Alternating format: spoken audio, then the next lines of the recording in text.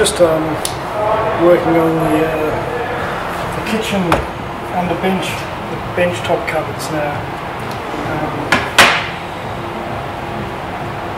There's two units. There's a drawer unit and then the unit where all the plumbing for the sink will be. So I'm making obviously the drawer unit at the moment. I've got 14 drawers, so there's going to be a few more to come. So it's more than most houses have, I think. So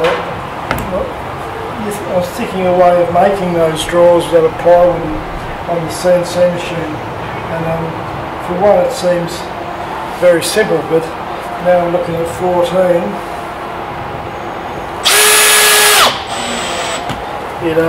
It's a little bit more complicated. So it's about a week now since I drove the truck back from Alice Springs, and I've just been working on the joinery, trying to get that up to a sort of certain level. So as you can see, I built this before I went down to Alice. That's sort of all finished. They were started, the overhead lockers, and the blue stuff is a sort of a filler, so they'll be sort of painted in so look like one piece when it's finished. So it's just a sort of a spray putty. The kitchen bench is on, kitchen drawers, so I'm yet to put the sink that'll go right there and the induction hot plate there. Some more covers will go over the top. I've just packed it out. As you can see, I've got some shiny stuff on the ceiling. That's a signboard, alley panel, and that's worked out pretty well. It was one of the cheapest things I could find. You can see there's a bit of a join there. It's not too visible. I should be able to get rid of that as well, actually, I think. And I've to find the end of the flat area on the floor.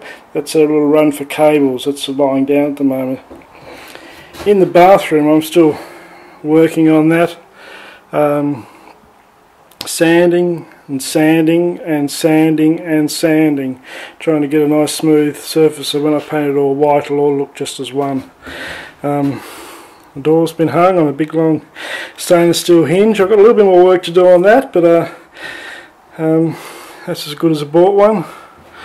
And then at the end I've got the end of the bed in now, so you can sort of start to see where the bed's going to go.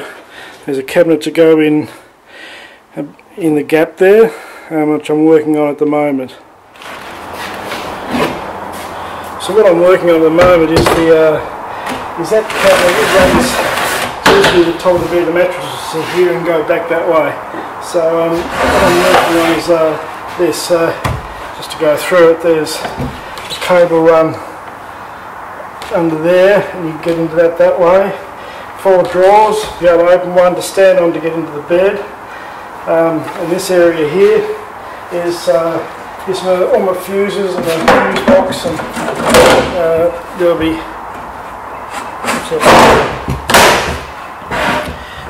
trim that down, and then be a door, a normal cupboard door, and there'll be a few battery level meters and tank level meters along the front of the drawer. You open it up and there'll be a whole lot of circuit breakers and on-off switches and that sort of stuff in there. And on the back of it, because I've used plywood, holds a screw much better than the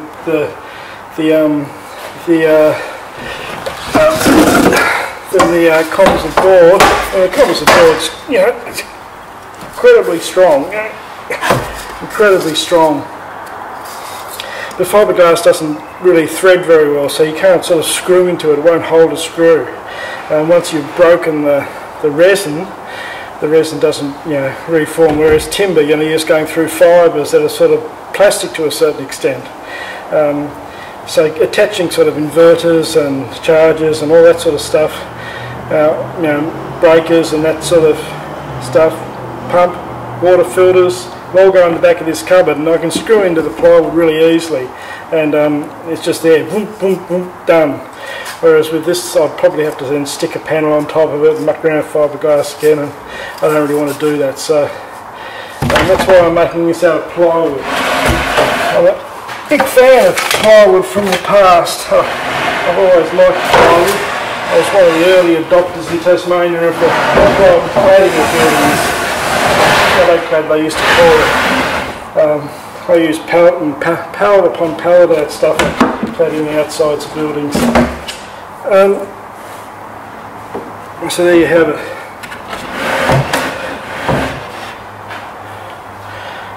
So you get to this point in any building process. It used to happen in building houses as well.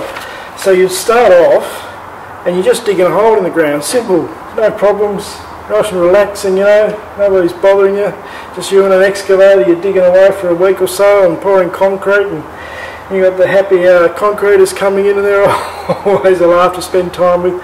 But then as the progress sort of advances, you get clients start to get really interested in what you're doing, and you get lots of other contractors coming in, and you get a myriad of things that are half done, and you're chasing around, and by the end of the job it's just a bloody nightmare. You don't know where you are, and you just don't know where you're going to downtime. There's too much you need to do to think about. You just put your head down and go. And that's the sort of point with this at the moment. I've got lots of stuff. I've got the tray of the truck I've got to muck around with. I've got boxes underneath the truck. I'm still working on what I'm going to do with the tyres. I've got a bit of nav gear to put in the front of it and reversing cameras. That's just the truck. And then I've got to put the new tray on the back of it. And then I've got plumbing and electrical in here. It just seems like it's an insurmountable mountain now of little things that need to get done. I've got most of the stuff purchased. Most of the stuff is here.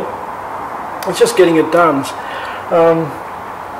I think the way I've always dealt with this is just take one step at a time, just solve one problem at a time, and as you progress it, the problems get, the list of problems gets fewer and fewer until a point you haven't got any anymore. I'm a bit grubby, but the truck is not.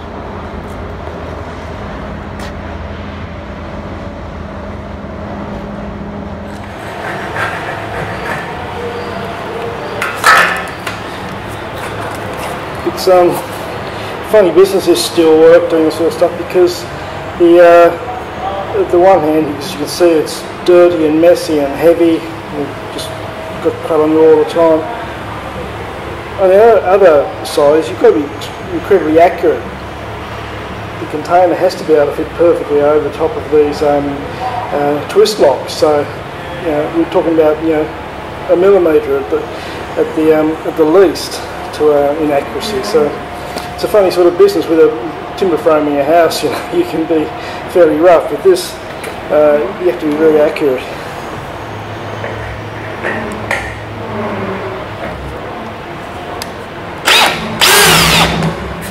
I just use the drill to mark things, and I'm working on a centre for the twist lock. So I've got my outside corner here of the container, of this box, and that's the centre where the twist lock has to go. So I'm working sort of out from that. I've also cut a template which I can double check with to make sure it is going to fit. I've got about 5mm each way leeway with that, but this is steel. You just can't sort of bang it in. This is big heavy steel. If it doesn't quite fit, you can't get a hammer and sort of knock it in. It's not going to work. So it's got to be perfectly accurate to start off with.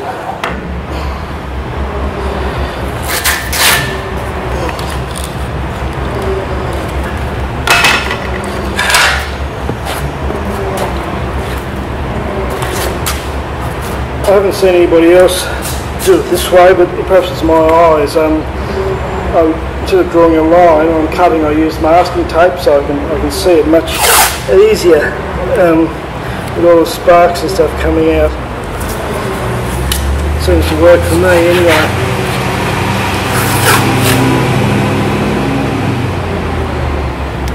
It's a big weekend in Darwin this weekend. It's the V8 supercars here, so the whole place just goes ballistic. It's bigger than Easter.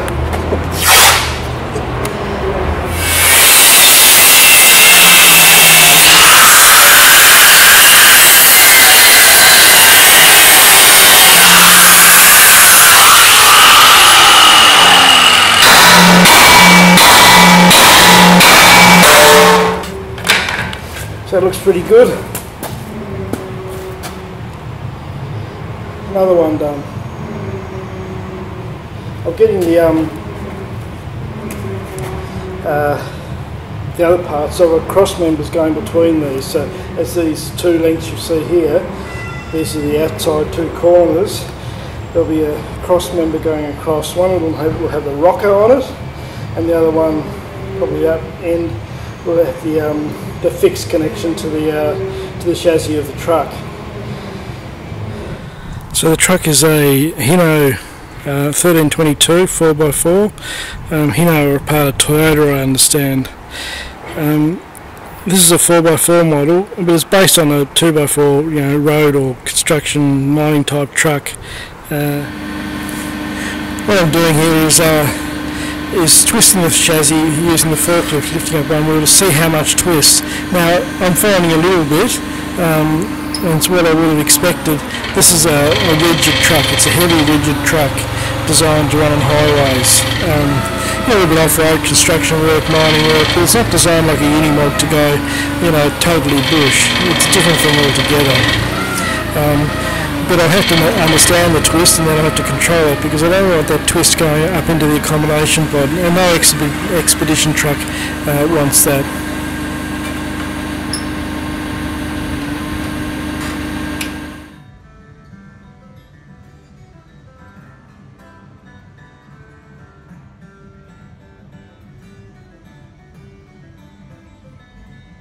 In the next episode I'm going to be fabricating all these profile cut parts up. I've got those all in now. Some I've got stripped off, the other ones are only partially stripped off, and I'll be fabricating those up. I was going to say a lot of welding, but there's more tacking and checking and making sure it's good, and lifting it off and on the truck, lots to get it to fit perfectly, and also being very careful with my weld so I don't distort anything. So that's for the next episode. It all looks like bits and pieces at the moment, but in the next episode you'll soon see how it all goes together.